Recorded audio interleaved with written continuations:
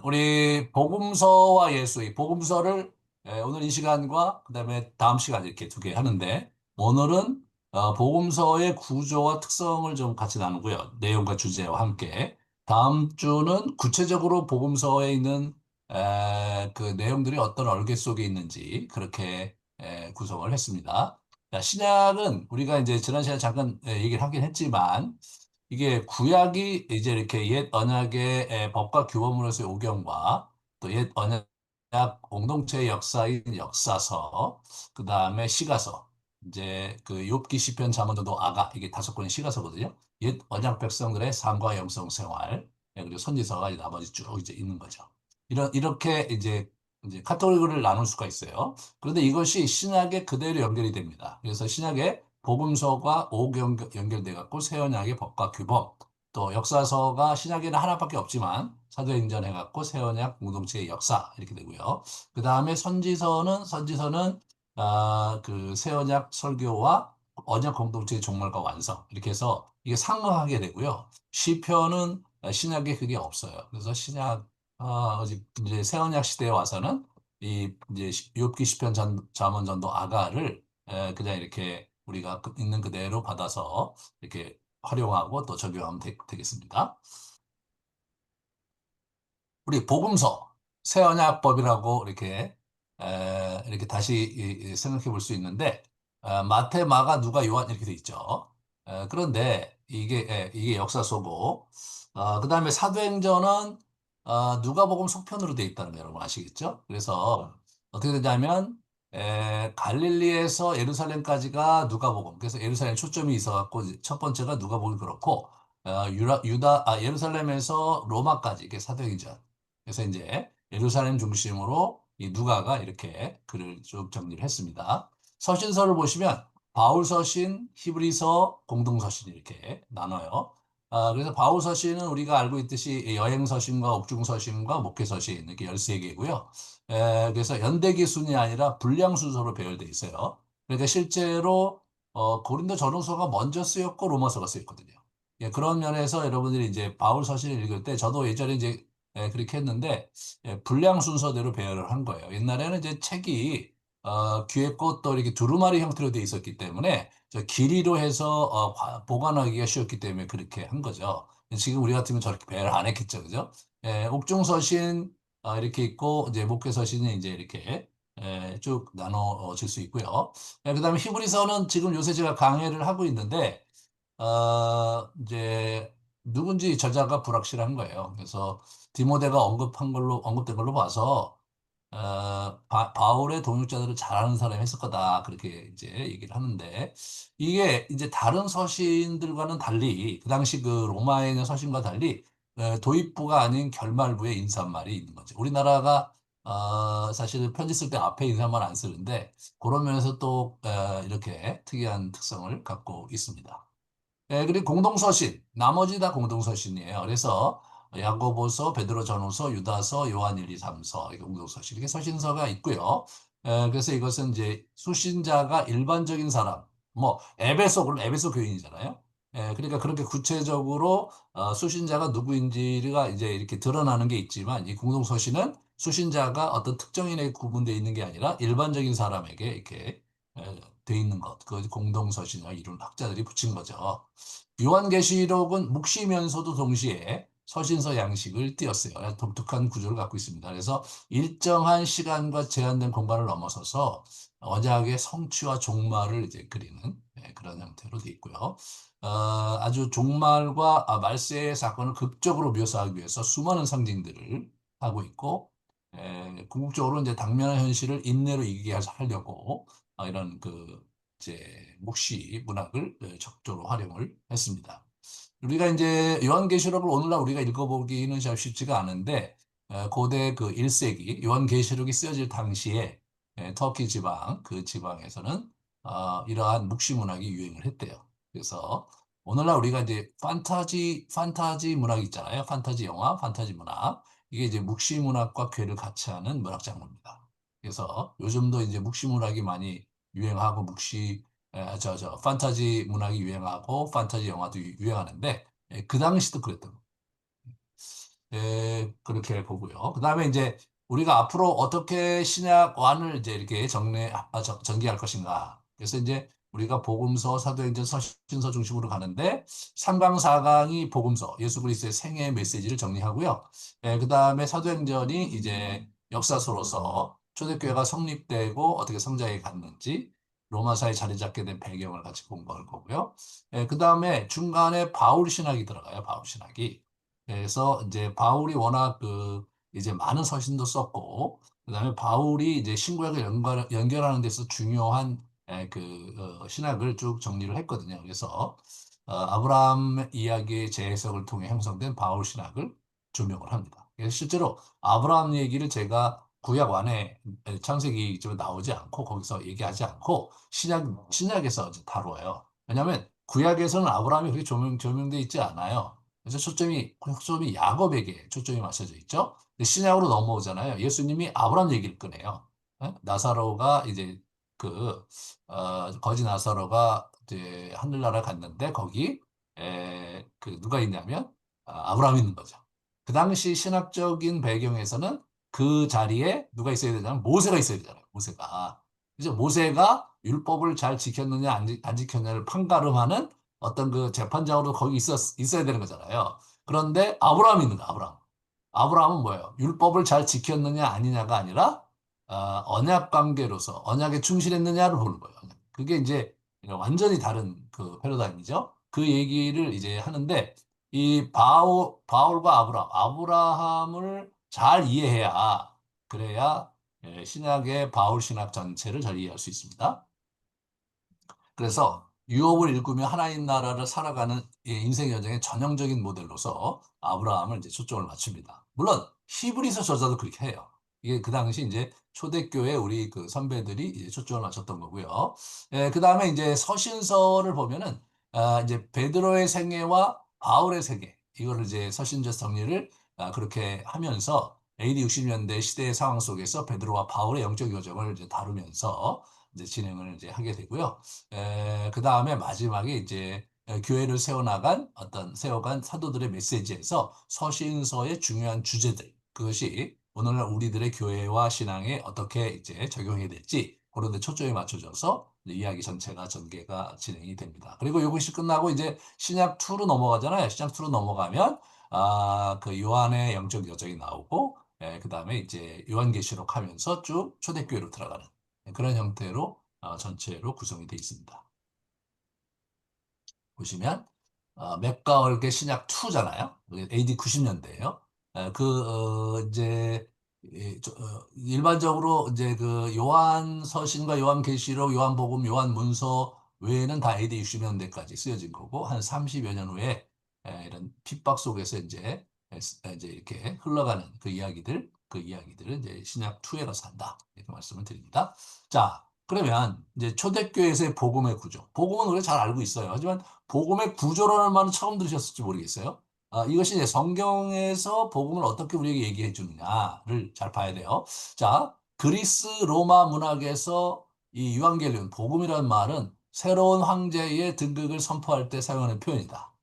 제가 지난 시간에 잠깐 얘기했어요. 유앙겔리온 하면, 오늘날로 얘기하면, 이제 어, 우리 대통령 취임식인데 특별히 황제의 취임식이고 패권을 가진 자의 취임식이니까 지금 미국 대통령 취임식 정도로 봐야 돼요.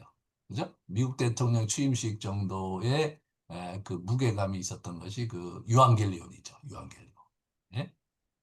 그다음에 이제 그 초대교회에서는 예수 그리스도의 메시지에 적용하면서 예수 그리스도의 어떤 그 일련의 사건들의 의미를 이제 기술적으로 테크니컬하게 이 복음이라고 이렇게 정리를 할 수 있습니다.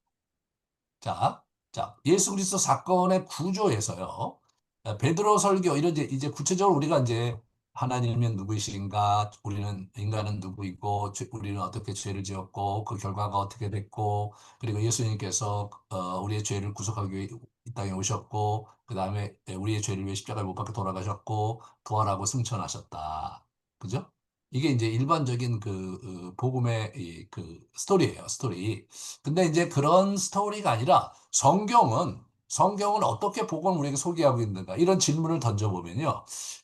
사실은 굉장히 아주 그 의미 있는 작업이 이제 진행이 되는데, 특별히 이제 베드로 설교를 보면 예수님 이야기를 하는데 세례 요한에서 시작돼서 예수님 승천까지가 나와요.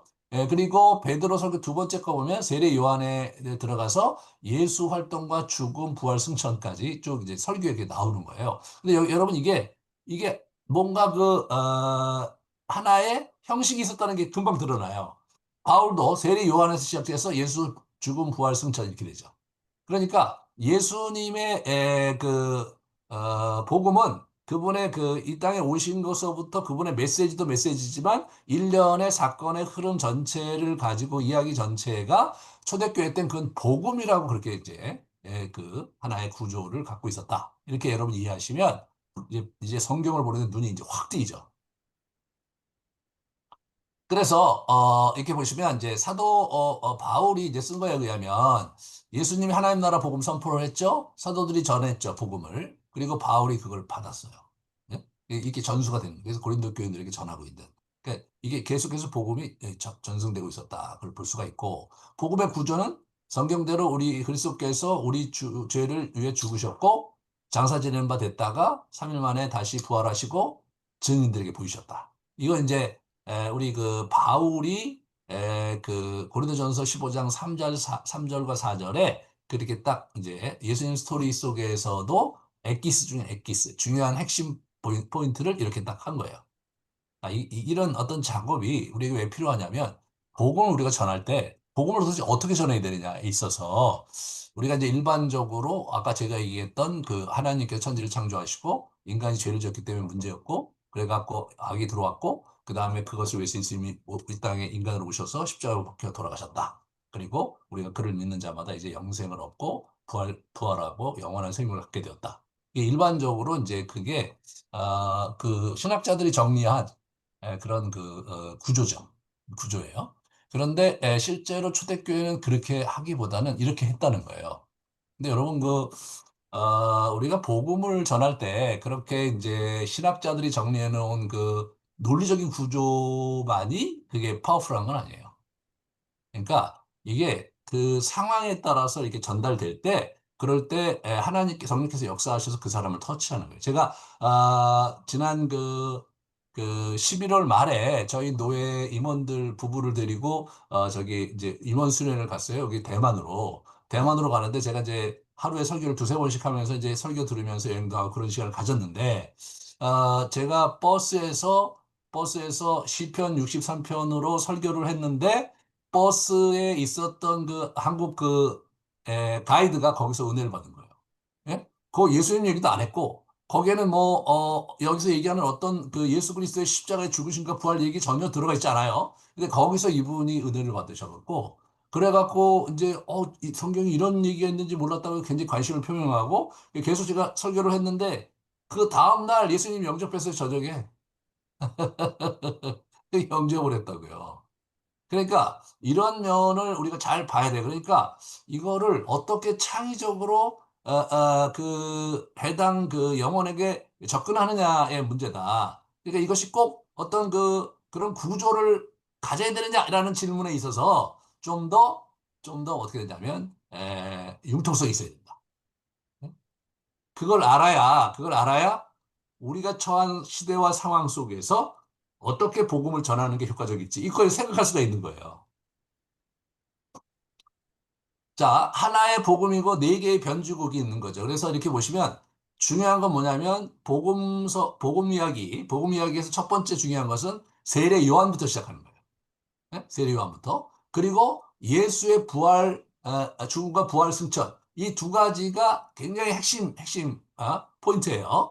근데 이 사도행전 설계에서 나타나는 구조들을 보시면 이렇게 보시면 마태, 마가, 누가, 요한이 이 구조를 그대로 따르고 있어요. 네? 네, 이렇게 따르고 있는 거예요. 그래서 전순과 증언을 통해 이걸 갖고 기도를 이렇게 기술을 했는데 공간 복음에서 문단 순서가 예수 활동 준비와 시작, 고난주간 이야기가 이게 순서가 일치해요. 여러분, 사복음서를 보면 순서가 일치 안 되는 게 되게 많아요. 그래서 우리가 이제 어떻게 예수님의 이야기, 그 사건, 예수님이 그 행하셨던 이사와 기적과 이야기가 실제로는 시간 순으로 어떻게 진행됐느냐를 재구성하기가 무척 어렵습니다. 왜냐하면 사복음서가 많이 다르기 때문에. 왜냐하면 저자가 갖고 있는 자기의 주제에 따라서 재배열했거든요. 그런데 묘하게도 예수 활동 준비와 시작의 그 순서와 고난주간 순서가 같은 거예요. 이거는 우리 초대교회에서 예수님의 이야기를 할 때 이런 구조를 그렇게 확실하게 갖고 있었다는 증거죠. 그래서 예수 그리스도의 초기 활동에 관한 묘사의 순서가 일정하지 이제 않아요. 처음에 이게 준비 활동 말고 초기 일정하지가 않아요. 그래서 이렇게 보시면 사복음서의 기본 뼈대, 그 기본 뼈대가 세례요한을 시작하는 거예요. 그래서 예수의 죽음과 부활 승천인 거죠. 그리고 나머지는 저자의 상황과 의도에 따라서 이제 그 약간 자기 나름대로 주제별을 했어요. 예? 그것이 이제 복음서가 왜 이렇게 뭐랄까 좀 이렇게 산만하냐? 그런 질문에 대한 답이에요. 그러니까 복음서가 이제 똑같은 사건인데 막 앞뒤가 순서가 막 헝클어져 있기 때문에 실제로 18세기 그 유럽에 있는 그 성경 신학자들이 이게 정상적으로 지적인 저자가 의도적으로 배열한 거라고 보기는 어렵다. 이거는 그냥 그대로부터 내려오는 옛날부터 내려왔던 이야기, 그 전승된 이야기를 채집해서 거기다가 나름대로 배열을 한 것이지. 이게 어떤 의도적인 저작이라고 보기 어렵다. 그게 이제 18세기 자유주의 신학이 등장하면서 성경을 그런 식으로 접근을 했는데, 이제 최근에 다시 이제 학자들이 보면서 그렇지 않다. 근데 여기 오늘 제가 이렇게 얘기했듯이, 우리 그 사도행전에 있는 그 설교의 구조와 그리고 우리 사복음서의 구조가 일치되는 바가 있다라는 것은 우리 초대교회 때 예수님 이야기를 할 때 특정한 형식과 구조를 갖고 있었다. 그렇게 우리가 이해할 수 있는 거죠.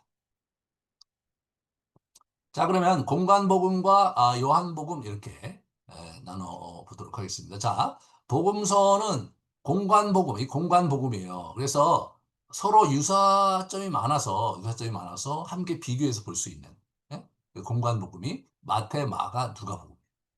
그런데 이것은 AD 60년대에 쓰여진 것으로 학자들이 결론을 내렸고요. 그 다음에 요한복음은 완전히 별개예요, 별개. 요한복음. 그래서 이 비교해서 볼 수가 없어. 이건 AD 90년대에 쓰여졌기 때문에 다른 시대의 다른 관점에서 쓰여진 거라고 우리가 이해를 하고 있습니다.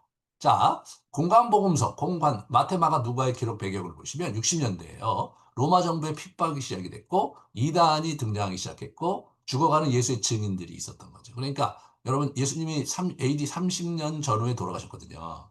그리고 나서 60년대니까 이제 3, 40년이 지난 거니까 예수 그리스도를 직접 경험하고 만났던 1세대가 사라지기 시작한 거예요. 이제 그래서 예수님의 일대기를 기록할 필요가 있었던 거죠. 그리고 이제 2세대가 등장하는 거죠. 예수 그리스도에 대해서 직접 경험하지 못한 그냥 듣기만 한 세대가 등장한 거예요. 그들을 위해서 이 글이 쓰여진 거예요. 그래서 교회는 바른 교리를 정립하고, 왜냐하면 이단들이 등장하니까 이미 서신서에 보면 적그리스도 나타나거든요. 이단들이 등장하고 목사 안수 어떻게 해야 될지 사도들의 증거를 기록하고 이런 일을 함으로써 교회 체계를 잡아가고 있었다. 그러한 어떤 작업의 일환으로서 마태, 마가, 누가가 이제 기록이 됐다. 이렇게 이해를 하셔야 돼요. 자, 그러면 요한복음은 전혀 달라요. 요한복음은 AD 90년대. 또다시 제3세대가 출현한 거죠. 그죠? 그래서 그 당시에 심각한 핍박으로 인해서 교회의 위기가 온 거예요. 그죠? 공간복음서를 넘어선 복음서 기록의 필요성이 대두된 거예요. 여기서 이제 중요한 사건은 AD 70년에 유대 공동체가 망해요. 로마와 항쟁하다가 유대 전쟁이 일어나거든요. 항쟁을 해갖고 예루살렘이 철저히 붕괴되고 예루살렘 성전이 이제 불에 타 없어질 뿐만 아니라 돌 위에 돌 하나도 남기지 않고 싸그리 무너집니다. 그러면서 이제 그 예루살렘 근처에 있는 유대인들을 완전히 흩어버렸거든요. 그러니까 이제 완전히 그 이전과 70년 이전과 이후는 완전히 다른 거예요. 그죠? 그렇게 된 상황이었고 AD 90년대에 기독교 중심이 어디 있었냐? 소아시아에 있었어요. 에베소. 지금의 터키예요. 거기에 에베소에 누가 있었냐면 사도 요한이 있었거든요. 그러니까 지금 처음에 중심이 예루살렘이었다가 그 다음에 안디옥이었다. 시리아의 안디옥. 그 다음에 에베소로 이제 이렇게 기독교의 중심이 옮겨가고 있었던 상황이었습니다. 그래서 이게 에베소에서 이 이제 글들이 쓰여진 거예요. 그래서 3세대가 들어서는 거죠. 새로운 차원의 복음의 이어성이 이제 어떤 필요성이 대두된 거예요. 그래서 에베소 교회에서 사도 요한이 이제 요한복음을 기록을 하는 겁니다. 예. 그래서 제3세대에게 이제 자기 주변에 동료들이 다 죽어가고 대부분 이제 그 순교를 당했죠. 예, 그런 상황에서 이제 자기도 얼마 안 남은 상황에서 3세대를 바라보면서 그리고 이제 예루살렘이 아니라 지금 완전히 소아시아 이 헬라 문화권에서 이제 예수 그리스도의 복음을 다시 기술한 것이다. 그리고 완전히 차원이 다르죠. 그죠? 완전히 달라요. 그 공간복음은 예수 그리스도의 인간적인 측면을 더 많이 강조했고, 요한복음은 신성과 인성을 균형을 잡으려고 노력했어요. 그래서 사건 중심으로 기록했고, 여기는 영성신학 진술이 많아요. 그래서 어떻게 예수님 교제해야 되는지, 어떻게 하나님의 교제해야 되는지, 이제 그런 부분에서의 역동도 많고, 여기에 삼위일체 신학의 근거가 되는 그러한 여러 진술들이 요한복음에서 있는 거예요. 요한복음이 없었으면 삼위일체 신학을 정립하기가 이제 불가능했죠. 왜냐하면 삼위 하나님이 어떤 관계 속에 있고 어떻게 존재하는지를 구체적으로 기술한 것이 요한이기 때문에. 자, 그럼 공간복음의 기록의 특징을 같이 좀 살펴보도록 하겠어요. 먼저 서신서 같은 경우는 각 개인이 가진 신학적 이해를 가지고 계시로 이제 이렇게 창작을 한 거예요. 어? 그러니까 이제 우리 바울 서신은 바울이 그렇게 한 거고, 그죠? 히브리 서신도 히브리서 저자가 그렇게 한 거죠. 자, 근데 공관복음은 예수께서 돌아가신 후에 이미 30여 년이 흐른 후에 기록이 된 거예요. 그러니까 저자의 창의성이 들어갈 만하죠. 여기서 전승과 증인들이 증언을 근거해서 기록을 했는데 전승과 증언했는데 서로 다른 장소와 정황 속에 기록을 했죠. 처음부터 말씀에 목격되고 일꾼된 사람들, 많은 사람들이 예수 그리스도에 대한 기록을 남겼다는 얘기를 누가가 하고 있어요. 그러니까 누가 자신만 그런 게 아니라 여러 사람들이 시도를 한 거예요. 그런데 이게 보시면 그 마테마가 누가가 그 당시 기록이 됐는데 공통점 발생 원인은 뭡니까? 초대교회가 공통으로 받은 순서와 규범이 있었다. 잘 알려진 사건과 말을 공통적으로 이제 받아들인 상황이었고, 기록 당시의 전승과 증언을 공통으로 활용했고, 이제 그렇게 된 거예요. 하지만 차이점이 또 있는 거예요, 차이점이. 그 차이점은 사건 일수는 한참 후에 기록되었기 때문이고, 사건의 기록보다 더 커서 다 담을 수가 없는 거죠. 예? 그러니까 이제 이게 그좀 다를 수밖에 없는 거라는 거예요. 가령 예루살렘 입성 때 무리들의 노래가 나오거든요. 호산나 호산나 이게 나오잖아요. 호산나 다윗의 자손이여 찬송하리로다. 마가복음에는 호산나 찬송하리로다 주의 이름으로 오시는 여 찬송하리 이렇게 나와요. 그러면 누가복음에는 찬송하리로다 주의 이름으로 오시는 왕이 이렇게 되죠. 그게 다 틀려. 예? 다 틀리단 말이에요. 그 이걸 어떻게 이거 뭐 좀 이상하지 않냐? 이렇게 생각할 수도 있고 이거 뭐 그런 얘기만 전수 듣고 본인이 나름대로 창작한 거냐? 이렇게 얘기할 수도 있지만 그렇지만 이게 완전히 그 예루살렘 전체의 사람들이 그냥 완전히 와장 모여갖고 한 거거든요. 워낙 그 학자들에 의하면 고고학적으로 보면 예루살렘에서는 그 3만 명 정도가 상주 인구라고 해요. 그게 이제 고고학적으로 그 집들의 그 넓이를 갖고 추정하거든요. 3만 명 정도인데 기록에 의하면 이 6월절 때 보통 18만 정도에서 심지어는 30만까지 모였었다는 기록이 남아 있어요. 그러니까 여러분 그냥 18만이라고 쳐도 6배, 6배. 평소에 거주하는 인구의 6배가 모여서 축제를 즐기는 거예요. 그러니까 이 사람들이 유동인구잖아요. 이 사람들은 거기 거주자가 아니잖아요. 이 사람들이 그냥 운집해갖고 예수 그리스도 중심으로 옮기면서 여러 가지 이제 움직임이 있었는데 거기서 예수님이 이제 나귀 타고 가셨을 때 사람들이 저쪽에서 찬양을 했다. 그죠? 근데 이게 세계가 달랐다. 이게 너무나 자연스러운 거예요, 이거는. 너무나 자연스러운 거잖아요. 그죠? 근데 이런 걸 가지고 거꾸로 생각하면 안 되는 거예요. 이게 워낙 사람들이 많았기 때문에 이쪽에서 들은 거하고 저쪽에서 들은 거하고 차이가 있을 수밖에 없고 듣는 사람도 기억하는 게 좀 차이가 있을 수밖에 없다. 예. 시간 변이를 크게 고려하지 않고 자신의 강조점에 초점을 두고 있다. 요즘같이 우리가 시간 순으로 이거 어떻게 됐는지가 그 당시 그렇게 중요하지 않았던 시대였거든요. 자, 보세요. 이제 부활 장면인데 주의 천사가 하늘로부터 내려와 돌을 굴려내고 그 위에 앉았는데 이렇게 나오죠. 앉았는데 에, 이제 마태복음이에요. 그러니까 천사 하나가 있잖아요. 마가복음 16장에는 흰옷 입은 한 청년이 또 우편에 앉은 걸 보이는 거예요. 또 무덤 우편에 있어요. 보세요. 돌을 굴려내고 돌 위에 있다 이거예요. 저 위에.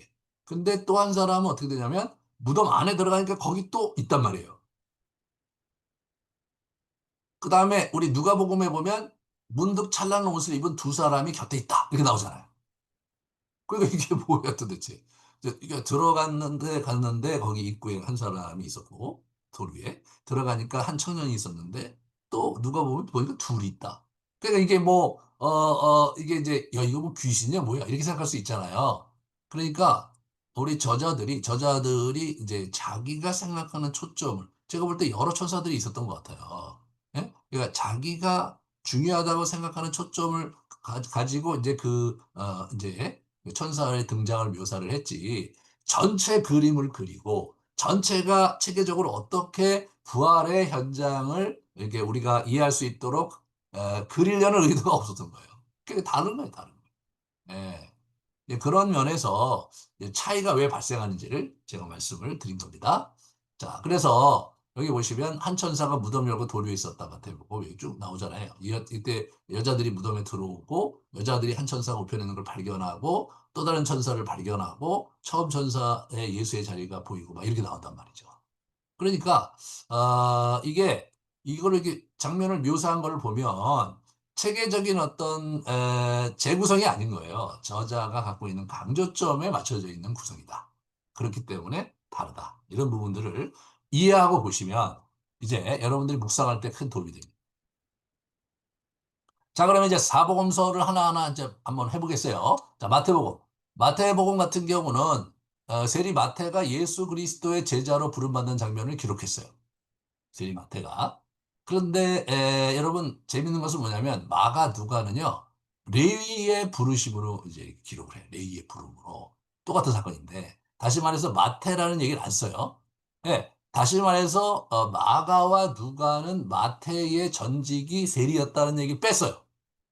그 당시는 그 세리라는 것이 유대인들에게 굉장히 그 수치스러운 일이고 손가락질 받는 그 직종이었거든요. 그러니까 마가와 누가는 그걸 이렇게 슬쩍 뺀 것 같아요. 그런데 이제 마태가 레위 지파였겠죠. 그런데 마태는 어떻게 됩니까? 세리 마태다. 자기의 기록은 솔직하게 자기 세리 마태라고 얘기한 거예요. 이런 면에서 마태가 상당히 솔직하고 직설적이에요. 예, 이제 나중에 또 보시면 알 거예요. 열두 제자의 명단에 마태가 세리인 것도 또 집어넣었어. 예? 그런데 마가 누가는 가나안한 마태의 신분이 세리였던 거를 이렇게 빼려고 했어요. 안 드러나요. 예? 안 드러나. 그러니까 마태는 자기를 솔직하게 오픈했습니다. 마태 자신은 자신의 과거 세리였음을 진솔하게 밝히고 있죠. 이제 그런 것들이 좀 다른 거예요. 자, 보세요. 마태복음의 구조를 볼까요? 마태복음의 구조를 보면 이렇게 돼 있어요. 이야기가 이제 이렇게 있고 설교, 이야기, 설교, 이야기, 설교, 이야기, 설교, 이야기, 설교, 이야기 또 그다음에 설교 이렇게 돼 있죠. 이렇게 된 거예요. 그러니까 설교와 이야기가 이렇게 쭉 연결되는데 주요 설교가 5개가 있는 거예요. 5개가 강론이. 그래갖고 이게 모세오경의 구조를 의식해서 5개의 강론으로 이제 이렇게 기록한 것이 아니냐라고 학자들이 추측을 해요. 이 사람이. 왜냐하면 이제 율법 얘기를 많이 하거든요. 예? 이게 이 마태복음이 율법 얘기를 많이 해. 네, 그렇게 되죠. 자, 마태복음의 정황을 보면요. 유대교와 갈등 상황 속에서 그리스도인의 정체성을 만들어갈 필요가 있었던 거예요. 예루살렘 주변에 있는, 유대 주변에 있는 이제 그 그리스도인들에 대한 얘기겠죠. 그래서 토라와 예수의 관계를 정립하는데 굉장히 힘을 기울여요. 토라, 율법. 그래서 구약과의 연속성을 강조해.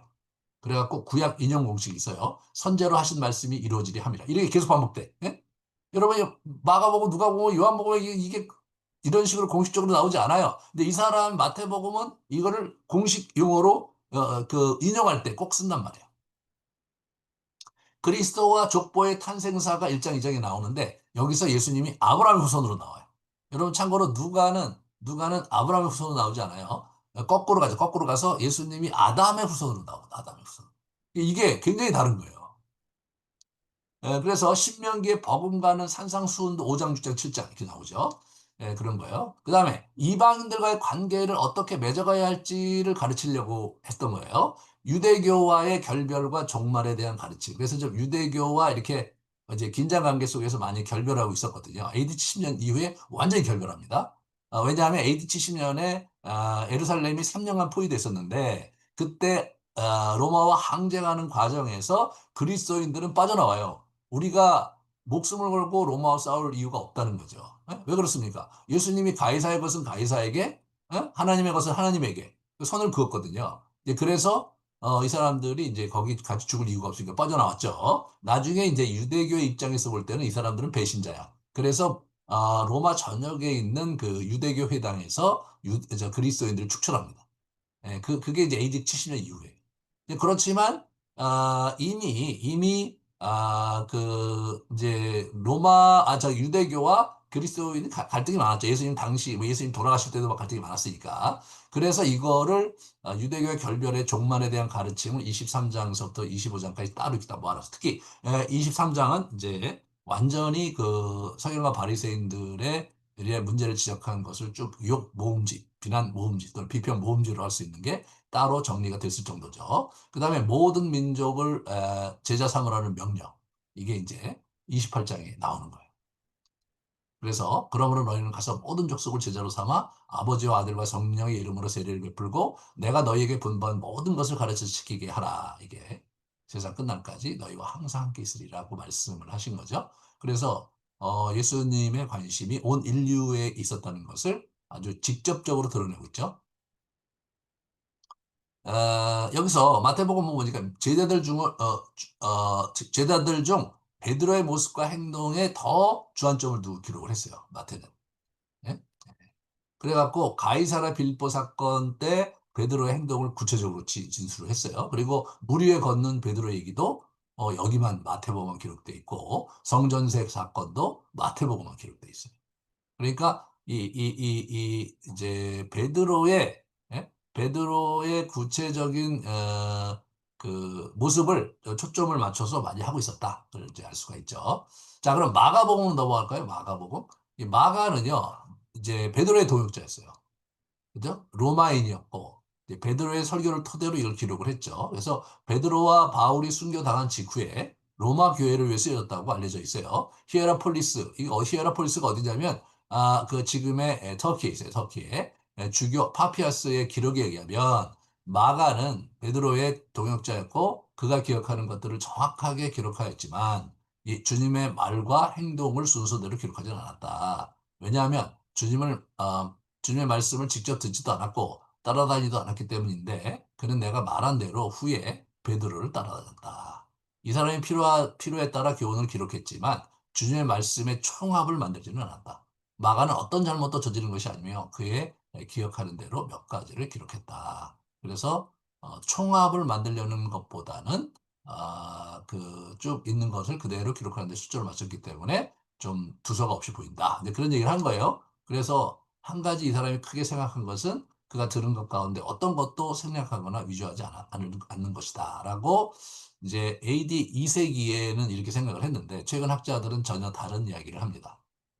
그래서 이제 그 마가복음을 베드로가 설교한 단일 사건 혹은 단일 학문을 모은 거라고 생각을 해서 종합적인 이제 마태복음 종합적이고 여기는 이제 단락적인 단편적이다 이렇게 얘기를 하죠. 그러나 이게 이제 최근에 학자들이 여기에 대해서 반론을 제기할 만한 논문이 이제 나오기 시작했어요. 자, 마가복음의 구조를 보면 수미상관 그래서 마가복음 1장 1절에 하나님의 아들 예수 그리스도의 복음의 시작이다. 이렇게 나오죠.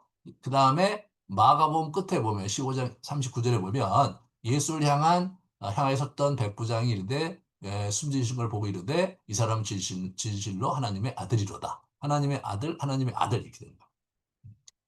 그리고 예수님이 활동 장소별로 구성이 돼 있어요. 그래서 갈릴리 지역에서 예루살렘 사역으로 이렇게 아주 그 확연하게 나뉘어져 있습니다. 확연하게.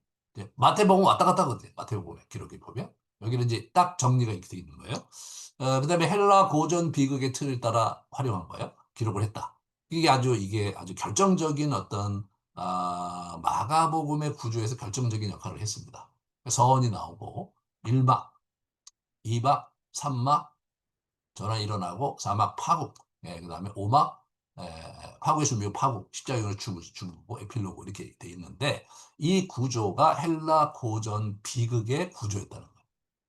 그러니까 이제 우리가 고대의 기록에서 마가는 그냥 여러 가지 산문들을 모으고 자기가 들었던 설교를 잘 정렬해서 놓았을 뿐이다라고 일부 그 학자들이 얘기를 했지만 그러나 자세히 살펴보니 그것이 아니라 이런 이제 그 고전 헬라 고전의 비극의 틀을 가지고 기록된 것이었다는 게 드러난 거죠. 마가복음은요, 로마인을 상대로 기록했기 때문에 히브리어 아람어를 번역을 했어요. 그래서 보아너게 우리의 아들이다, 달리다가 소녀 일어나라, 고르반 드림, 에베다 열리라, 골고다 해골, 그 다음에 엘리레 라바 사막다니, 나의 하나님, 어찌하여 나를 보내셨습니까? 라고 이게 아람어거든요. 이런 거를 번역을 해줬어요. 번역을. 예? 로마인들이니까. 로마어인 라틴어를 사용합니다. 화폐 단위 고드란트 데나리온. 로마 화폐 단위고요. 로마어가 백부장, 레기온, 세금 이런 것들은 로마 단어를 라틴어를 사용한 거예요. 그러니까 히브리어, 아람어 번역을 해주고 라틴어는 다시 로마어는 그대로 사용했다. 그다음에 마가복음의 특수 자료들이 있어요. 마가복음의 특수 자료라는 건 뭘 의미하는 거냐면 다른 복음서에는 없는 마가에게만 있는 자료들이 있다 이거죠. 그게 예수 그리스도의 가족들이 예수를 미쳤다고 붙들러 오는 이런 장면이 있어요. 예? 그리고 베세다 소경 치료하는 거 여기만 나오고요. 예수 체포 시 한 청년이 자기 겉옷을 벗어 던지고 도망가는 게 나오거든요. 이거는 마가복음에 나옵니다. 그래서 학자들이 이제 예수 체포 당시 한 청년이 도망갔다고 나오는 것은 마가였을 것이다. 마가 자신이었을 것이다. 밤에 도망갔는데 그 누가 알 수 있겠어요? 그렇게 추측을 합니다. 다른 복음서보다도 자세한 단락들이 있어요. 야이로의 딸과 혈루병 여인 치료하는 거 아주 자세히 기록을 했고 세례자 요한의 죽음도 자세히 기록을 했고 그다음에 귀신 들린 소년을 치료하는 것도 자세히 기록을 했어요. 이런 부분들은 마가가 뭐냐면 이게 행동 중심자거든요. 그러니까 예수님의 행동에 좀 더 세밀하게 그리려고 노력했던 그런 흔적들을 우리가 이제 볼 수가 있는 거죠. 그래서 이게 전체적으로 예수 그리스도의 인간적 정취를 좀 더 자세히 그려가고 있고 약간 익살스러운 장면을 그려냄으로써 극적인 효과를 그죠? 그러니까 그 예수님의 가족들이 와서 예수님 미쳤다 막 이렇게 그렇게 생각한 것들이 아주 익살스럽죠. 당시 로마의 성향과 문화에 적응하고 있는 마가의 모습을 보게 됩니다. 자, 그럼 이제 누가복음이에요. 누가복음. 이게 누가복음을 보시면 누가는 의사예요. 로마서 4장 17절에 나오죠. 바울의 제자였습니다. 예? 그 사람은 특별히 이방인 그리스도인이었어요. 이 사람이 전반적인 자료를 수집해서 철저하게 분석을 했죠. 처음부터 목격자된 말씀에 일꾼된 자들이 전하해준 그대로 내력을 저술하려고 붓을 든 사람이 많은지라 그 모든 일을 근원부터 자세히 미뤄 살핀 나도 이렇게 나오죠. 나도. 그러니까 이 사람도 근원부터 자세히 살펴요. 그래서 실제로 이렇게 공부를 해보시면 누가복음이 그래도 체계가 있고 그리고 좀 구체적인 사항들이 더 많이 기록이 돼 있어요. 누가복음이 복음서 중에 가장 길어요. 마태복음이 더 길고요. 마태복음에 이제 설교가 있기 때문에 그 다음에 이제 누가복음이 이제 깁니다. 여기 보시면 누가복음 중 가장 길고 맞네 내 말이 맞네. 누가 사복음 중 가장 길고 정교하고요. 사도행전과 이어지는 2부작의 첫 번째 파트예요. 자, 누가복음의 구조는 누가복음과 사도행전을 연속적으로 이해해서 구조를 파악해야 돼요. 누가의 서론이 이제 나오고, 그 다음에 요한과 예수의 탄생 얘기가 나오고, 요한의 활동이 나오고, 세례 요한이죠. 그 다음에 이제 예수의 활동이 이제 이렇게 쭉 기술이 돼 있죠.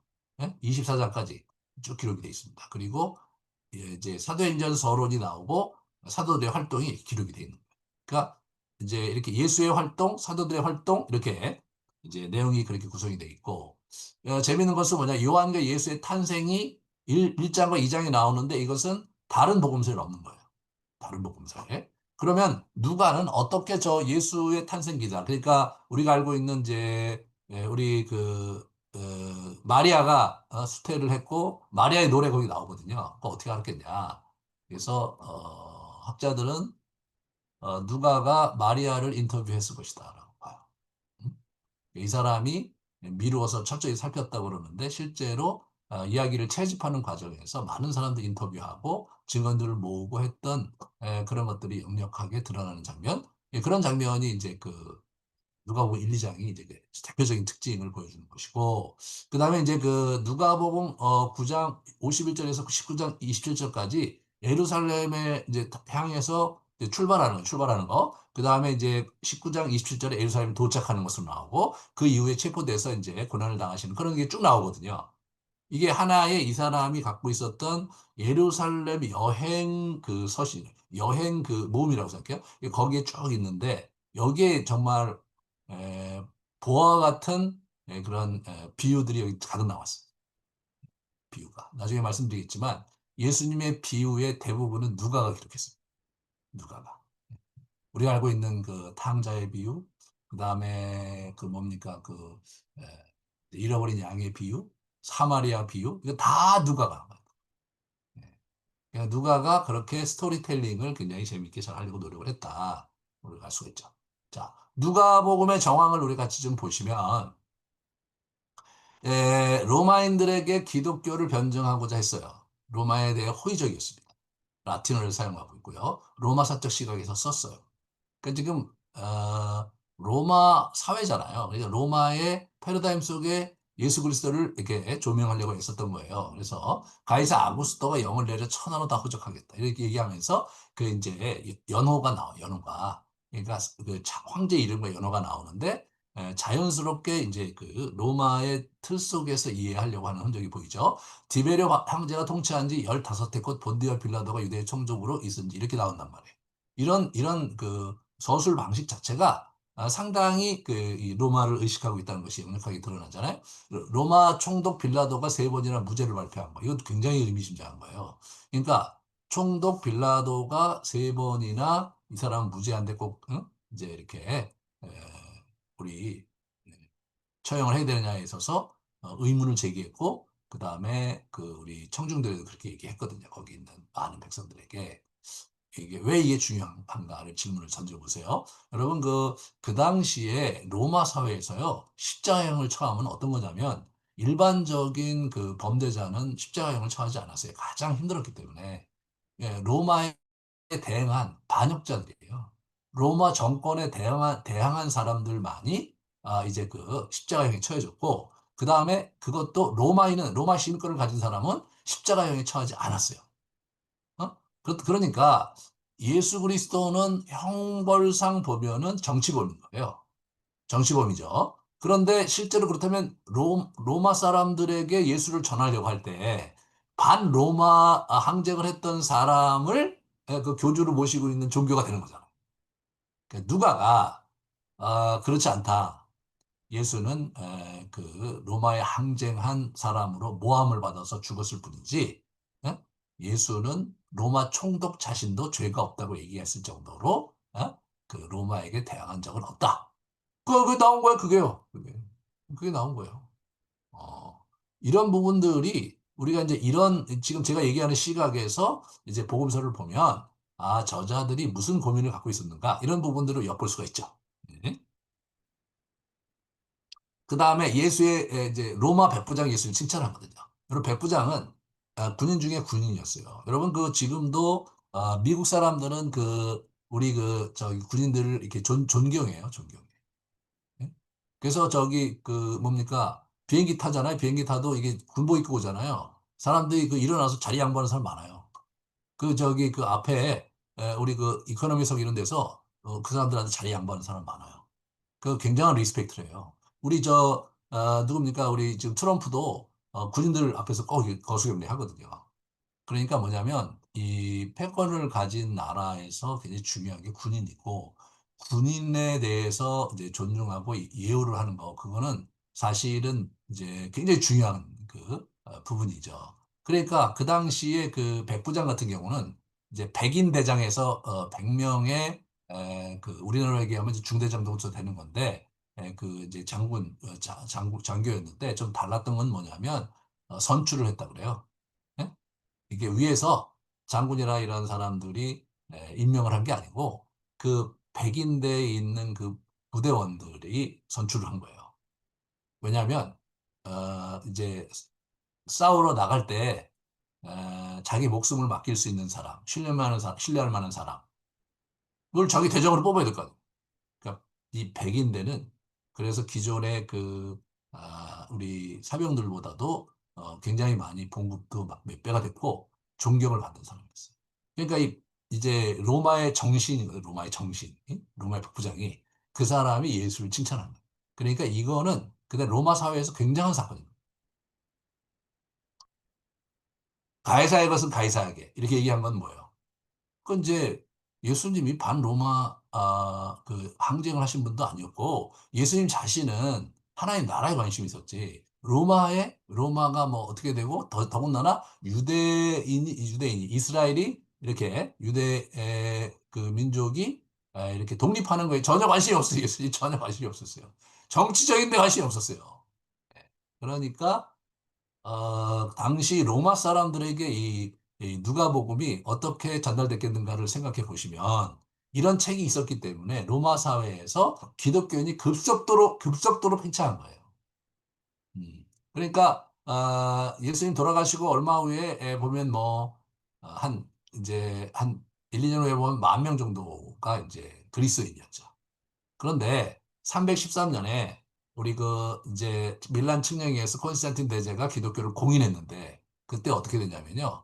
10% 이상이 그리스도인이었어요. 그리고 그 분포가 이 노예로부터 이제 그 귀족들, 정치인들, 군인들 전체에 퍼져 있었어요.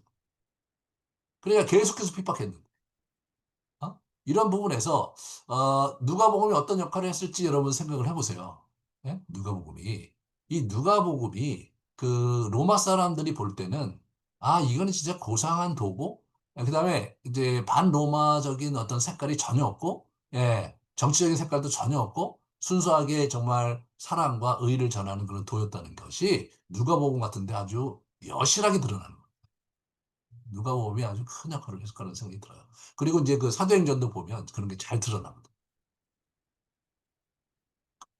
예수의 인간미와 인간에 대한 강조가 이제 많이 소개되고 있죠. 그래서 돌아온 탕자의 비유, 아까 말씀드린 게 여기 나오고, 그 다음에 천국에 간 거지 나사로의 비유, 그 다음에 대리장 사개오 얘기가 나와요. 그 다음에 죄인인 여인이 이제 향유를 붓는 상황, 부유한 여인의 후원을 받는 예수님. 이게 참 재밌죠. 8장 2절부터 3절에 보시면 그 당시 고관 대작들의 부인, 뭐 기타 등등의 그 부유한 여인들이 예수를 쫓아다니면서 후원했어요. 후원했어요. 그게 나와. 누가는 그걸 기록했어요. 마태, 마가, 요한은 기록 안 했어요. 그렇게 함으로써 당시 그 이제 지도적 인사들 중에서 예수를 지지하는 사람들이 많았다.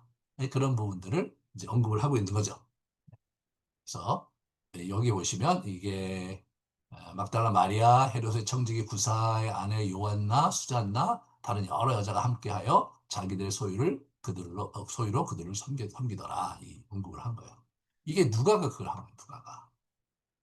그러니까 우리가 상황이 어땠는가를 이제 잘 알 수가 있어요. 여러분 이게 어떤 의미가 있냐면요. 나중에 이제 그 사막 수도사 운동에 가면요. 이 사막 수도 운동이 계속해서 로마 전역에 퍼져나가거든요. 퍼져나가.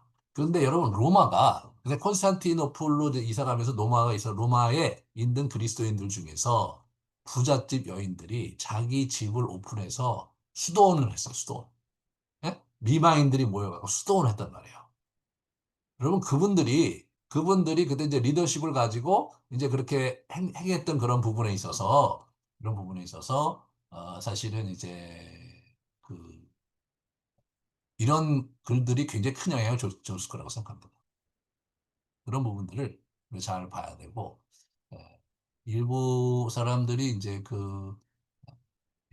여자들은 뭐 교회에서 잠잠하고 그리고 이제 여자들은 가르치면 안 되고 이런 얘기가 나온 걸로 해서 이제 바울이 이제 그 여자들에 대해서 상당히 폄하하고 이제 남자의 우월성을 강조하는 그 가부장적인 것들을 굉장히 강조했다 이렇게 알려져 있는데 전혀 그렇지 않아요. 사실은 제가 이제 가끔 설교에서 얘기하지만 그런 얘기가 나온 것은 이제 에베소 교회와 고린도 교회 거기에 서신을 쓸 때만 그 얘기를 했고 다른 데서는 남자나 여자나 다 같다. 그런 얘기를 했을 뿐만 아니라 로마서 같은 데는 베베라고 하는 그 여성 지도자, 그 교회 지도자 얘기가 나오고 존경하라고 막 그러고 그런 얘기 하거든요. 예?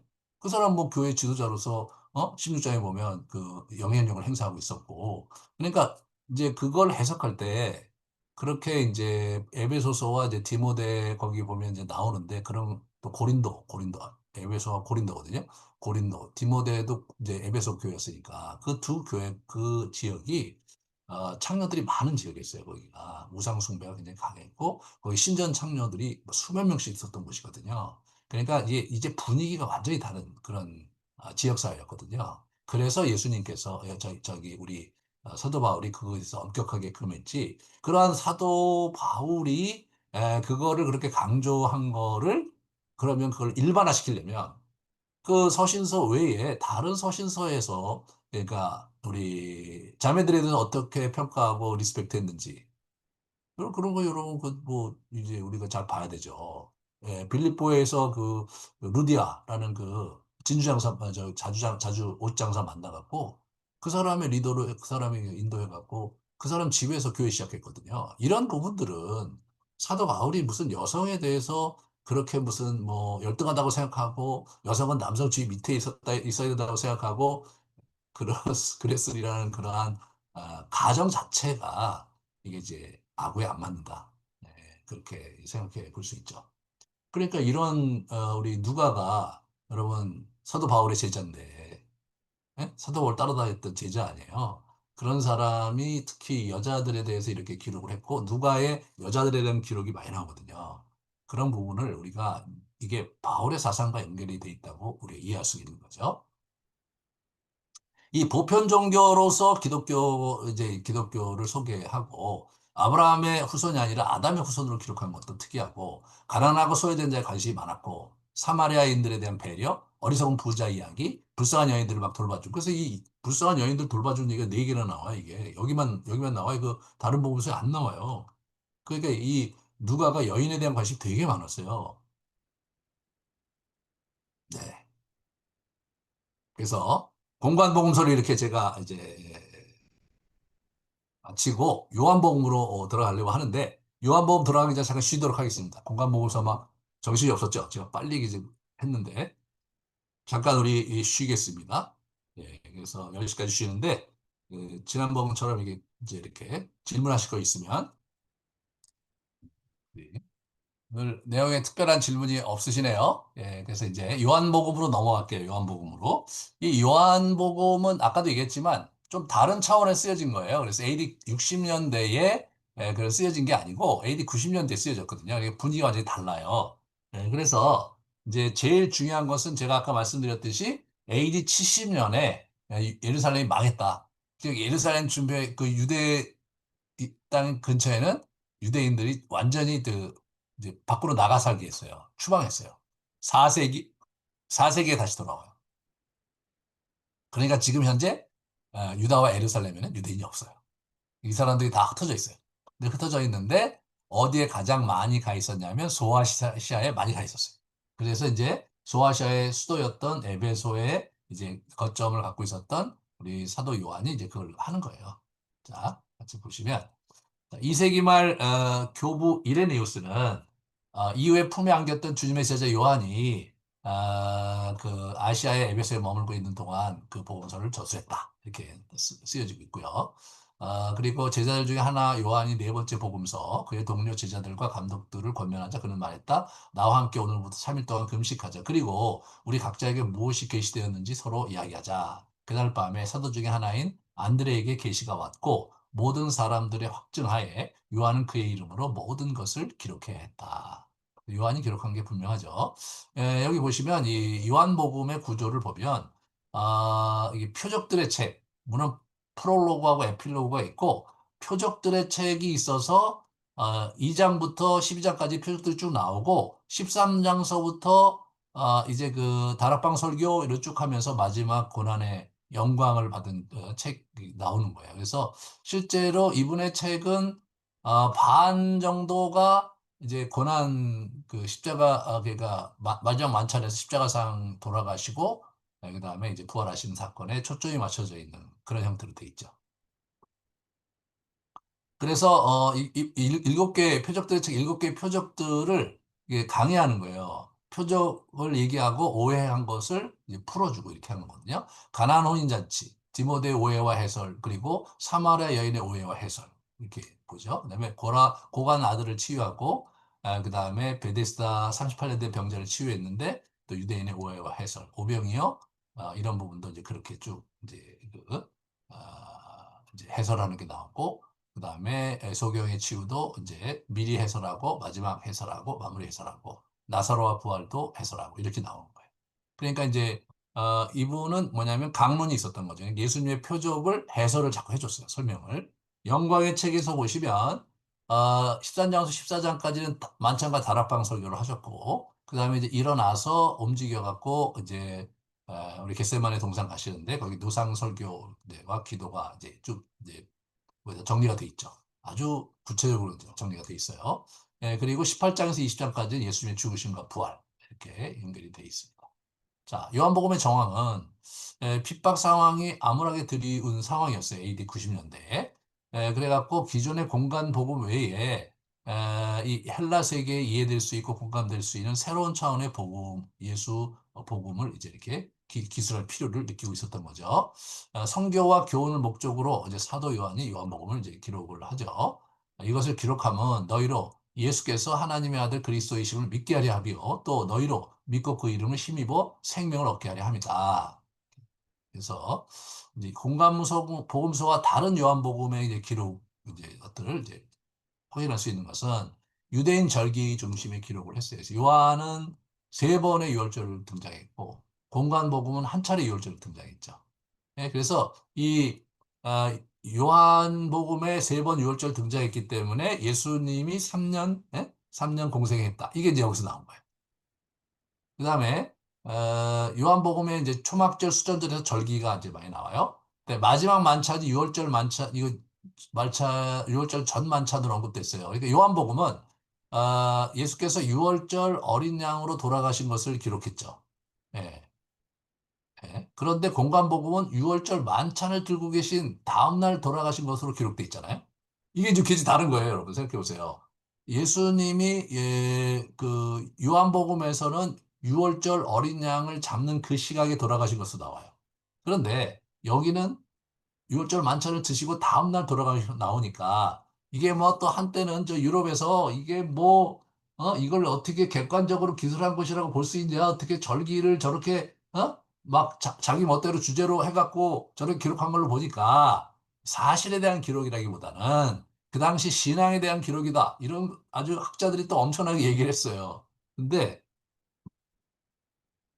그 이제 쿰단 그 서류가 발견되면서 1948년인가 발견되면서 유대인 그룹마다 상이한 달력을 가지고 있어서 사람들은 서로 다른 날 축제를 했다는 거를 확인하게 된 거예요. 그러니까 유대 분파 중에서 어떤 분파는 달력을 사용했고 어떤 분파는 태양력을 사용한 거예요. 그러니까 이게 다를 수가 있는 거예요. 다를 수가. 이제 그렇게 된 거죠. 그러니까 고대교회 이게 지금 요한복음과 공관복음의 예수님 돌아가신 날짜가 다른 것이 다 알고 있었음에도 아무런 문제제기가 없었던 거예요. 고대에는 아무런 문제제기가 없었어. 여러분 그게 다른 것도 아니고 예수님의 죽음이 기독교 교리에서 가장 중요한데 예수 그리스도의 죽음의 날짜가 틀리다는 것만큼 사실은 이게 문제가 되는 게 없죠. 그거 뭐 어떻게 뭐 그게 뭐 진리야 뭐야 이게. 그런 식으로 이제 그러니까 아마 그것이 문제가 됐다면 고대 교회 때 이미 로마 시대 때 이거를 그 교정을 했겠죠. 수정을 했겠죠. 그죠? 둘 중에 하나로 수정을 했을 거야. 수정을 안 했어요. 수정을 안 했어. 왜 수정을 안 했느냐? 최근에 아는 거예요. 최근에. 그 당시에 분파마다 달력이 달랐다. 우리도 우리도 이제 구정하고 신정 세잖아요. 여기도 그랬던 거예요. 여기도 그랬던 거예요. 그런 면에서 이게 이제 성경의 이제 그 진리라는 것은 세월 속에서 이해가 잘 안 될 땐 놔두면 세월 속에서 그게 확정이 돼 나가더라. 그런 얘기를 드립니다. 그래서 예루살렘 성전은 음력 달력을 사용했고 쿰란 공동체는 태양력 절기를 사용했다. 요한복음 보면요, 인격적 교제와 영성에 대해서 많은 비중을 뒀어요. 그래서 마지막 만찬석상의 긴장이 13장에 나오고, 그 다음에 이제 포도나무 가지 비유, 삼위일체 관계가 요한복음 이제 17장에 나오죠. 그래서 거기까지가 이제 요한복음 쭉 나온 거예요. 자, 그러면 여기서 우리는 예수님의 생애와 이제 이렇게 볼 때 이 지리적인 배경을 좀 공부를 해야 돼요. 여기서 보시면 로마가 이런 이제 완전히 지중해를 내려하는 커다란 제국을 이제 만들었죠. 거기 이게 예수님 당시에 이제 갈릴리 지역이 이렇게 나오는 거죠. 여기 보랏빛 이게 이제 이게 갈릴리예요. 이게 보랏빛. 그 다음에 이제 여기가 유다. 3월 유다가 이렇게 빨간거로 돼 있고, 그 다음에 이제 녹색 이렇게 보면은 이제 좀 다르게 기록이 돼 있죠. 아무튼 그렇게 하고 요거는 이제 사실은 유대 지방은 아니었고요. 이쪽에 보면 여기가 이제 필립이 하고 있었던 이제 이들의 여기 필립이 이제 그 다스리고 있었던 지역이에요. 그러니까 헤롯의 아들 중에 필립이 저기 있었고 여기 안디바가 있었고 아켈라오가 있었고 뭐 이렇게 된 거예요. 뭐 그 이름을 다 기억 못해도 돼요, 여러분. 그런 게 있어요. 그 다음에 여기 보시면 이제 그 예수님께서 저쪽에 나사렛에서 예수님께서 이제 지내시다가 그런 게 아니라 저 거기서 이제 잉태가 됐고 이제 이쪽 이제 그 베들레헴에서 와서 이제 그 인구 조사할 때 와가고 여기서 예수님 태어났죠. 그리고 나서 헤롯이 죽이려고 하니까 도망가갖고 이쪽에 이집트에서 이제 있다가 이제 그 헤롯 대왕이 죽고 나서 올라가죠. 근데 여러분 그랬기 때문에 지금 이집트에 있는 그 kop틱 기독교, 거기 이집트에 있는 지금 기독교가 살아 있는데 그 사람들 그 이제 신전에 보면 지난번에 제가 이렇게 다큐를 봤는데 거기 그 예수님께서 나귀 타고 오시는 예? 나귀 타고 그 우리 저기 어머니와 품속에서 이렇게 아기 예수가 오는 그 그림이 다 있어요. 다 있어. 자기들은 이제 아주 영광스러운 그 메시아를 그렇게 자기들이 이렇게 받아들였던 그런 뼈대가 있는 종교다 이제 그런 뼈대가 있는 지역이다 그런 얘기를 아주 상징적으로 표현하는 장면이죠. 그게 있었던 거예요. 그 다음에 여기 보시면 어, 저 갈릴리 지역에서요. 여기 요단강 건너편 베다니에서 이제 그 세례 요한이 세례 줄 때 거기서 여기 오신 거예요. 네? 그리고 이제 예수님께서 세례 받으신 후 40일 동안 여기 여리고 근처에 있는 광야, 그 광야에서 이제 그 산이거든요. 거기 가보면 있는데 그 산 그쪽 어딘가에서 이제 이렇게 40일 금식 기도를 하신 거예요. 이 갈릴리 지역이 여기 있어요. 갈릴리 지역이. 갈릴리 지역이 여기 있다는 건 갈릴리 바다인데 이쪽에 이제 지금 붉은 격이 있는 갈릴리 지역이거든요. 여기가 로마 항쟁의 그 굉장히 중요한 그 이제 거점이었어요. 우리로 얘기하면 광주. 계속 로마 항쟁이 일어났어요. 그러니까 막 굉장히 피도 많이 흘리고 이제 그런 곳이 여기였어요. 그래서 여기는 반로마 그 의식이 굉장히 강했고 나중에 결국은 AD 70년에 반로마 항쟁을 일으키는데 그 주도 세력이었던 것이 갈릴리예요. 그러니까 이제 여기서 이제 우리가 잘 봐야 되는 거예요. 예? 뭘 봐야 되는가? 여기서 보시면 예수님이 여기 주위에 쭉 있었거든요. 여기에 주로 여기서 이제 어, 제자들을 여기서 모집을 했어요. 갈릴리 지역은 그 당시에 이방인들도 많았어요. 그리고 갈릴리 지역은 사실은 갈릴리에서 무슨 선한 것이 날 수 있느냐라는 얘기를 듣듯이 어떤 유대교 전통의 중요한 곳은 아니었어요. 그렇기 때문에 이제 예수님이 사실은 잘 율법으로 준비된 그 제자들을 선택하려면 예루살렘에 가서 또는 유대 지역에 가서 거기서 똑똑한 젊은이들을 이 사람이 이제 예수님이 모집을 해갖고 가르치는 게 훨씬 좋았을 것 같거든요. 근데 예수님은 아예 유대교와 결별을 하신 거예요. 여기서 그냥 일반적인 사람들 중에서 영적으로 깨어 있었고 관심 있었던 사람들 중에서 제자들을 택하신 거예요. 그것이 나중에 이제 제자를 다음 주에 얘기할 때 굉장히 중요한 이제 배경이 되는 거예요. 그래서 예수님께서 여길 중심으로 이제 초창기 사역을 쭉 갈릴리 지역 중심으로 한 거예요. 음. 그러니까 거의 이제 그 당시에 외인 부대나 마찬가지였어요. 이제 제자들이 뭐 사실 뭐 가령 안식일 안 지키는 거 이런 거는 아주 예수님과 더불어 막 사실은 이 유대주의자들 그리고 지도자들이었던 사람들 입장에서 볼 때는 말도 안 되는 예? 그런 사람들로서 등장을 하게 된 게 갈릴리 배경인 거예요. 그러니까 갈릴리에서 예수님의 제자들을 선택했다는 것이 의미하는 뭐 굉장히 큰 거예요. 예? 굉장히 큰 거예요. 그런 부분들을 우리가 잘 이렇게 좀 귀담아 들어야 되는 거예요. 잘, 예수님께서 지금 유대교가 완전히 무너져 있었기 때문에 또 왜곡돼 있었기 때문에 그 중에서 제자들을 택하지 않으셨다. 이런 것들은 의미심장하죠. 그리고 예수님 밑에 내려오셨을 때 이렇게 사마리아 지역을 많이 이렇게 지나가다가 뭐 많이 갈등도 있고 그랬죠. 그래서 옆으로 이제 유당 쪽으로 돌아서 다니시기도 하고 사마리아 쪽으로 오시기도 하고 이제 그런 해프닝들이 계속 있었던 거예요. 그리고 유대 지역에서도 이분이 사역을 꾸준히 하셨습니다. 여기에 이제 그 예루살렘에 있는 그 당시 고대의 그 성곽을 이제 이렇게 그려놓은 거죠. 여기가 이제 예루살렘 성경인데 이렇게 보시면 이렇게 이제 성전 이제 헤롯 대왕 성전의 그 그림을 그리고 그러는 거죠. 굉장히 컸다 그래요. 그 당시 로마에서 가장 뛰어난 건축물로서 평가받고 있었어요. 신전으로서는 이렇게 된 거죠. 이것이 이제 예수님의 그 이제 지리적인 배경이고요. 자세한 거는 또 다음 주에 또 말씀드릴게요. 자, 복음서는 어떻게 그럼 읽어야 되느냐? 문맥에 충실하게 읽어라. 다른 복음서를 포함해서 여기서 뭐냐면 역사적 문맥이 아니라 역사적 사건의 전개가 아니라 문맥, 저자가 의도한 사건 배열에 초점을 맞춰서 잘 봐라. 그 얘기를 하는 거고요. 주제 문맥이지 사건 발생 순서는 아니다. 그래서 뭐 여러 가지 마태의 포인트, 마가의 포인트, 누가의 포인트, 요한의 포인트, 서로 포인트가 다 달라. 각기 다른 포인트를 조화롭게 읽으려고 노력하자. 그래서 그러나 다 조화가 안 되는 경우는 미해결로 남겨두자. 아까 이제 중요한 예로서 6월절이 이제 공간복음서와 요한복음의 6월절이 틀렸잖아요. 근데 그거를 18세기, 19세기 엄청나게 비난했거든요. 그러면서 복음서가 하나의 그 이제 전승돼 온 그런 전승을 모아놓은 모음집이지 그게 지적인 저자가 의도적으로 기록하고 전략적으로 기록한 것은 아니다라는 판단을 하면서 뭐 엄청나게 이제 독일 신학이 아주 그냥 비틀거리면서 엄청나게 그랬죠. 그래갖고 그랬는데 나중에 이제 고학적으로 발굴이 되니까 이제 뭐 끝장이 난 거죠. 그런 것들이 있는 거예요. 그래서 그거를 미해결로 남겨두자.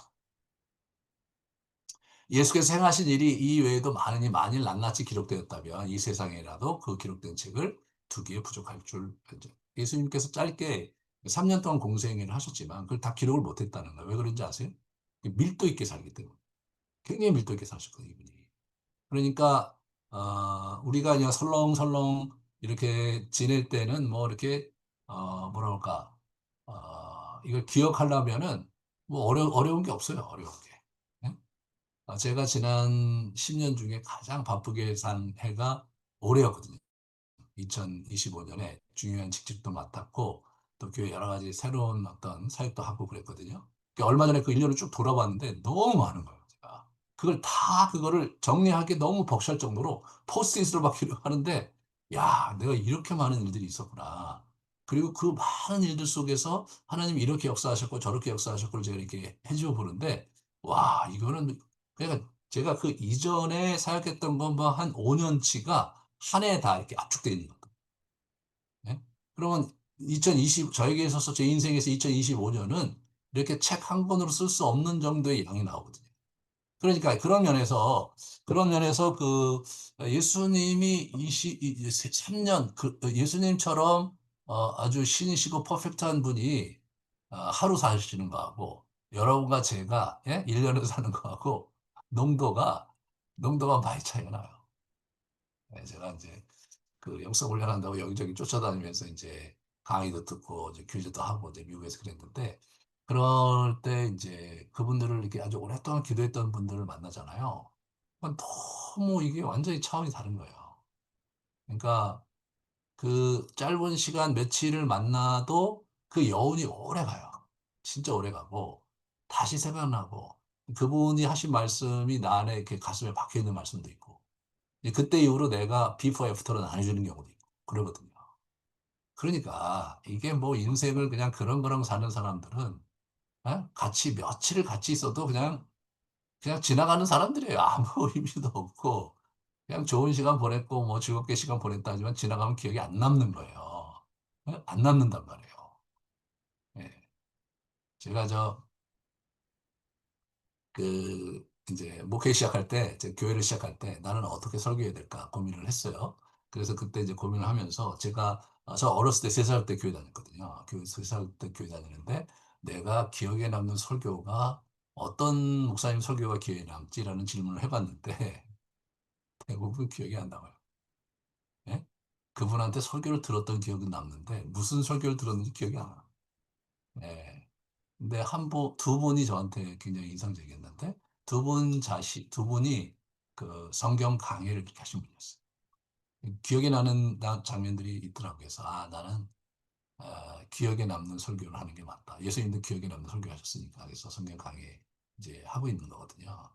그러니까 이게 아, 우리가 뭐 드라마도 많이 보고 여기저기 책도 많이 읽고 그리고 이제 뭐 이 사람 저 사람 얘기도 많이 듣고 뭐 강론도 듣고 뭐 설교도 듣고 그러는데 실제로 우리 마음에 오래도록 기억에 남고 영향력을 주는 그런 내용은 그렇게 많지가 않아요. 예, 진짜 밀도 있게 준비된 사람이 자기 밀도 있는 삶을 살았던 사람이 한마디가 훨씬 더 파워풀하죠. 예, 나머지는 다 쓰레기에 지나지 않아요. 쓰레기에 지나지 않아요. 그런 면에서 정말 예수님이 이제 요한의 고백에 의하면 그분 얘기는 다 기록할 수가 없다. 예? 이 세상에 다 기록할 수 없다는 것은 그만큼 밀도 있게 사신 거예요. 그래서 복음서는 장소의 사건 발생 장소에 따라 분류해서 그 지역적 배경과 함께 읽어가려 노력을 해야 된다. 네, 그래서 전체 뼈대를 가지고 읽어가되 단락단락 자체로 완성품으로 돼야 된다. 그러니까 에피소드 하나하나도 완성품이고 그것이 어떻게 흘러가는 것도 같이 보아야 된다. 평생을 읽어도 그 깊이를 다 헤아리지 못할 것임을 이해해라. 그러니까 읽고 또 읽어도 새로워요. 이게 묵상을 하다 보면 이게 정말 이런 말씀이었구나. 예. 그런 부분이 아주 깊게 이제 오는 거죠. 그러니까 성경을 처음에 공부할 때 보험서가 만만해요. 왜냐면 빤하거든요. 공부를 하면 할수록 어려워. 행간을 못 읽겠어. 이거 도대체 무슨 의도로 이렇게 얘기하신 거지? 아니, 왜 저자는 이걸 이렇게 기록하고 있어? 그런 부분을 가만히 들여다 보면은 이게요, 쉽지가 않아요. 한참 생각하고, 묵상하고, 기도하고, 그러면서 우리가 조금씩 이제 이렇게 흡수하는 거지. 쉽지가 않죠. 전통적으로 렉시오 디비나 방법을 통해 복음서를 읽었어요. 소리 내서 읽고, 묵상하고, 기도하고, 마지막 으로 이게 복음서 읽는 법이었던 거예요. 그러니까 복음서가 그렇게 막 두두두두 읽고 말이에요.